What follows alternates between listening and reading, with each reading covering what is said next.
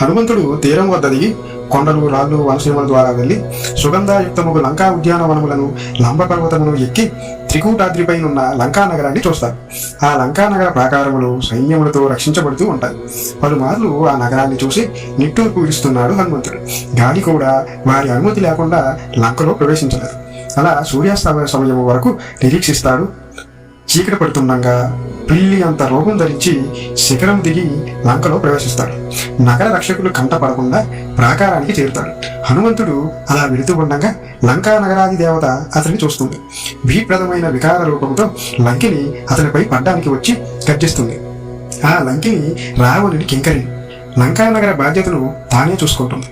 ఆ రాక్షసి గట్టిగా అరిచి అరచేతితో హనుమంతుడిని కొడుతుంది. హనుమంతుడు కూడా గర్జించి తన ఎడమ చేతి ముష్టితో దాని ఒక పోటు పొడుస్తాడు. ఆ పోటుకు దాని అవయవాలు విలవిలలాడగా కళ్ళు తేలవేసి అది నేల కొరిగిపోతుంది.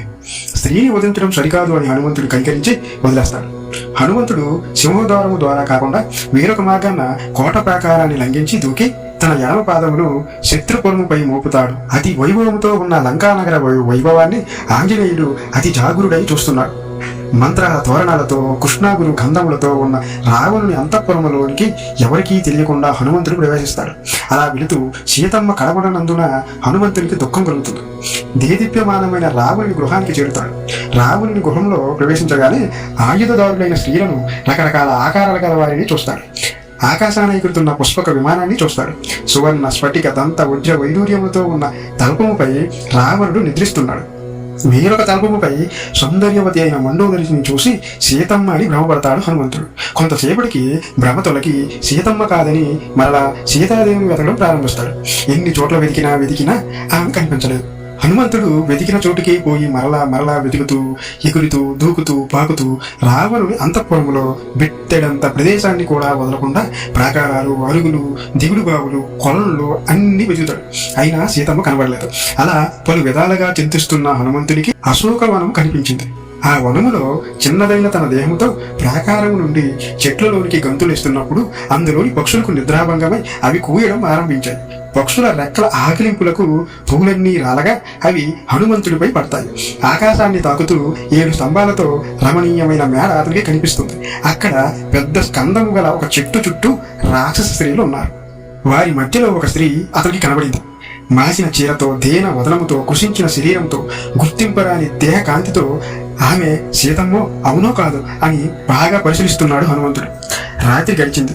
తెల్లవారిపోయిన సమయంలో రావణునికి మేల్కొల్పడానికి పాడిన సుప్రభాతాది మంగళ వాయిద్య శబ్దాలు వినిపించాయి. సర్వలక్షణ సమన్వితుడై భూషణాలంకార సహితుడైన రావణుడు సీతను చూడడానికై అశోకవనానికి విచ్చేశాడు. అతన్ని బాగా చూడడానికి చెట్ల కొమ్మల మారులో చేరి హనుమంతుడు అక్కడే తాగి చూస్తున్నాడు. రావణుని చూసి సీతాదేవి భయంతో వణుకుతూ తన శరీరాన్ని తన చేతులతో కప్పుకుంటూ ఏడుస్తుంది. రావణుడు సీత ఎదుటికి వచ్చి తన మనోభావాలను ఆవిష్కరించి తనకు ఆమె వశం అవడానికి పలు విధాలుగా తన గొప్పతనాన్ని చెబుతూ ఆమె అనుగ్రహం కోసం ప్రార్థిస్తాడు. సీతాదేవి అతని ముఖము చూడకుండా అటువైపు తిరిగి అతనితో మాట్లాడడం కూడా పాపమని అనుకుంటుంది. అంతటా రావణుడు, నీకు 12 నెలల గడువు ఇచ్చాను, అందులో 10 నెలలు పూర్తయింది.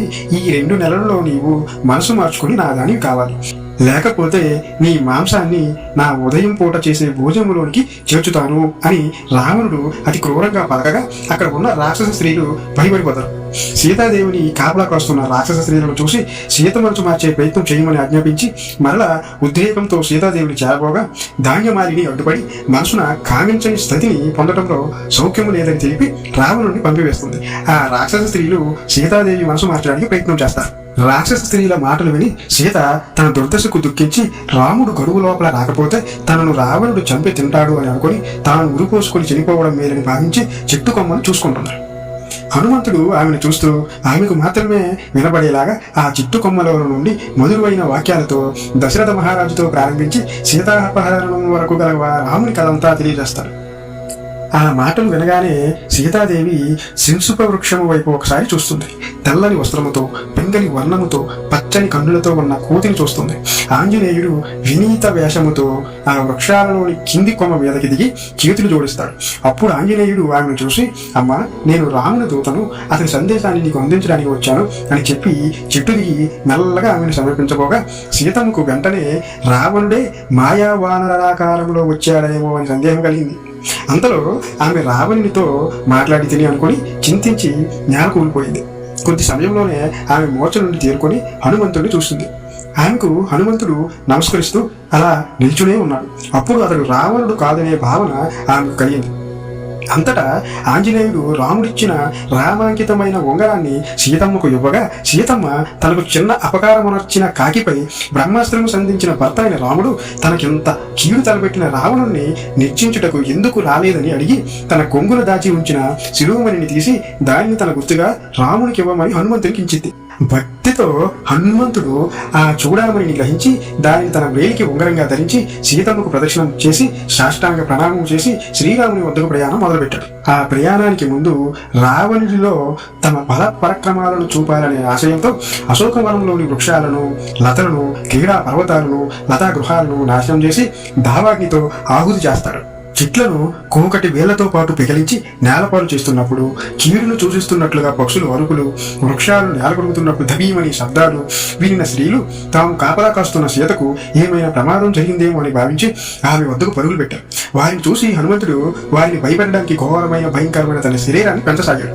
అప్పుడు వారందరూ భయపడి రావణుడికి ఈ విషయాన్ని విన్నవించడానికి పరుగులు తెస్తారు. హనుమంతుని శిక్షించడానికి రావణుడు 8,000 మంది సైన్యాలను పంపుతాడు. వస్తున్న రాక్షస సైన్యాన్ని చూసి వారితో తనకు యుద్ధం చేసే సందర్భం వచ్చిందని సంతోషించి తన తోకని జాడించి నేల మీద కొట్టి మహాధ్వని అయ్యట్టుగా అరిచి ఇంకా పెద్ద రూపాన్ని ధరించి లంకంతా ప్రతిధ్వనించేటట్టు పెద్ద భీకర గర్జన చేస్తాడు. ఆ ధ్వనికే పక్షులు నింగికెగిరి గుండెలు పగిలి నేల పడిపోతాయి. రాక్షసులు హనుమంతుడి దగ్గరకు చేరడానికి భయపడి దూరం నుండే తమ ఆయుధాలను ప్రయోగించారు. అప్పుడు ఆంజనేయుడు ఉద్యానవన ద్వారం వద్ద ఉన్న ఇనుప గురియను లాగి ఆ రాక్షసులపై వేయగా వారందరూ నుగ్గైపోయారు. కింకర్లు ఈ వార్తను రావణాసురుడికి తెలపగా అతడు ప్రహస్తపుత్రుడుకు జంబుమాలిని పంపుతాడు. జంబుమాలి పరాక్రమ స్ఫూర్తితో ఆయుధ సామాగ్రితో వస్తూ ఉండడం చూసిన హనుమంతుడు ఉద్యానవనమందలి శైత్య ప్రసాద విధ్వంసానికి కోరుకుంటాడు. ఆ ప్రసాదమును అధిరోహించిన హనుమంతుడు 2వ సూర్యుడిలా ప్రకాశించాడు. హనుమంతుని గర్జనలకు రాక్షస వీరులు మూర్చపోయారు. పక్షులు నేలగూలిపోయారు. ఆంజనేయుడ చైత్ర ప్రసాద స్తంభమును పీకి దానిని రభసముగా త్రెప్పగా దాని రాపిడికి నిప్పు పుట్టి చైత్ర ప్రసాదమంతా భస్మమైంది. ఆ స్తంభంతో 100 మంది రాక్షసులను చంపి రాక్షసులను తేజోహీనులను చేయడానికి అనే మాటలు ఆంజనేయుడు చెబుతుండగా జంబుమాలిని ఆంజనేయుడితో పోరాడడానికి వస్తాడు. గాడిదలు కట్టిన తీరు మీద పెద్ద వింటితో వచ్చిన జంబుమాలిని 10 బాణాలు ఆంజనేయుని బాహువులలో ముఖములలో చుచ్చుకుపోయాయి. అవి తగిలి నెత్తురు కారగా సూర్యకిరణాలచే విశిష్టమైన కమలంలా ఆంజనేయుని ముఖం ప్రకాశించింది. ఉగ్రరూపంతో హనుమంతుడు పెద్ద బండను ఒక దాన్ని ఎత్తి అతనిపై విసురుతాడు. జంబుమాలిని దానిని ఖండించి ఆయుధములతో ఆంజనేయుని బాహులను, 1 బాణంతో వక్షస్థలాన్ని, 10 బాణాలతో స్థాన ప్రదేశాన్ని కొడతాడు. జంబుమాలిని తాకిడికి నొచ్చుకుంటూ హనుమంతుడు ఒక సాల వృక్షాన్ని పీకి గిరా గిరా గిరా తిప్పి వాని మీదకి వేయగా జంబుమాలిని దానిని ఖండిస్తాడు. అప్పుడు ఆంజనేయుడు పరిగను మరలా తీసుకొని త్రిప్పి వాని రొమ్ముకు తిరిగి ఆ దెబ్బకు జంబుమాలిని తల, చేతులు, ధనువు, రథము, గాడిదలు గుర్తించడానికి వీలు లేకుండా పోయి చూర్ణంలా పడిపోతాయి. ఈ వార్త రావణునికి తెలిసింది. రావణుడు మంత్రి కుమారులను 7గురిని పంపిస్తాడు. ఆ 7గురు బాణవర్షాలను ఆంజనేయునిపై కురిపిస్తారు. హనుమంతుడు ఆకాశానికి ఎగిరి పదన కుంతలములతో వారిని కొట్టి చీల్చి చంపుతాడు. ఉదింపబడిన రాక్షస కలేబరాలతో, యుద్ధ సామాగ్రితో, ఏనుగులు, గుర్రాల అరుపులతో, రక్తపు ప్రవాహాలతో లంకా నగరం వికారంగా అయింది.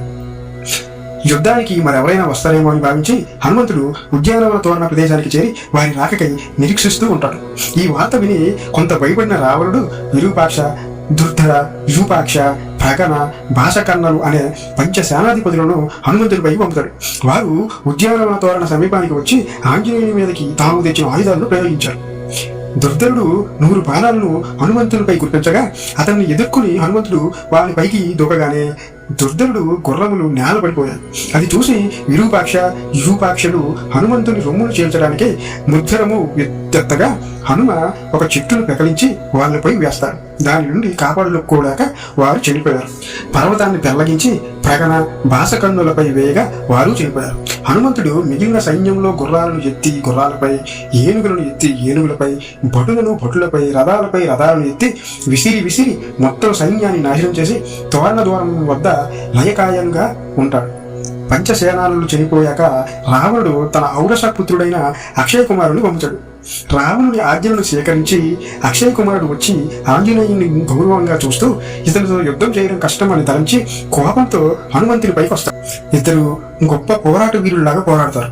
అక్షుని బాణాల వలన నెత్తురు కారుతూ గాయపడిన హనుమంతుడు తన చూపులతోనే అక్షుని సేనలను వాహనములను దహిస్తాడు. అక్షయ్ కుమారుడు కత్తితో హనుమంతుని పైకి రాగా హనుమంతుడు అతని 2 కాళ్ళను పట్టుకొని అతన్ని నేలపై మోది చంపుతాడు. అతని కళ్ళలు ఎముకలు నెత్తురు భూమిని అంతటితో నింపుతాడు. బడలిక తీర్చుకోవడానికి తోరణ ముందు ప్రళయకోణంలా కూర్చుంటాడు హనుమంతుడు. అంతటా రాముడు తన కుమారుడైన ఇంద్రజిత్తును పంపుతాడు. ఇంద్రజిత్తు రథముతో ఆంజనేయుడి దగ్గరికి వస్తాడు. ఆ రథం యొక్క ధ్వని ధనుష్టంకారాలను గమనించి ఆంజనేయుడు పొంగి సింహనాదాలు చేస్తాడు. ఆ ధ్వనికి కొండలు బద్దలవుతాయి, మేఘాలు చెదిరిపోయి అది అంతా ఇంద్రజిత్తు చూస్తూ ఉంటాడు. వారిద్దరి మధ్య ఘోరమైన యుద్ధం జరుగుతుంది. ఇంద్రజిత్తుని బాణాలు వృధా అయినట్లు హనుమంతుడు వేగంగా తిరుగుతూ ఒక్కొక్కసారి ఎదురుపడుతూ మరొకసారి ఆకాశానికి ఎగురుతూ ఆంజనేయుడు పోరాడగా వారిలో పరస్పర తారతమ్యాలు ఏర్పాటు లేనంతగా పోరు సాగుతుంది. కార్య సాఫల్యానికి ఇంద్రజిత్తుడు బ్రహ్మాస్త్రంతో ఆంజనేయుడిని కట్టివేస్తాడు. అప్పుడు హనుమంతుడు బ్రహ్మతో గల తన భక్తి విశ్వాసంతో భయం లేకుండా కదలక మెదలక అలా ఉండిపోతాడు. ఇంద్రజిత్తు సైనికులలో కొందరు ఆంజనేయుని త్రాళ్లతో నార చీరలతో కట్టివేస్తారు. వారు అలా చేస్తుండగా హనుమంతుడు తన కోతి గుణమును తెలుపుతూ కోతలతో కేకలు వేస్తూ ఉంటాడు. రాక్షసులు హనుమంతుడిని కట్టెలతో కొడుతూ పిడికలతో పొడుస్తూ తెచ్చామయ్యా కోతిని అని అరుచుకుంటూ రావణుని కోటకు లాగుకొని వెళ్తారు.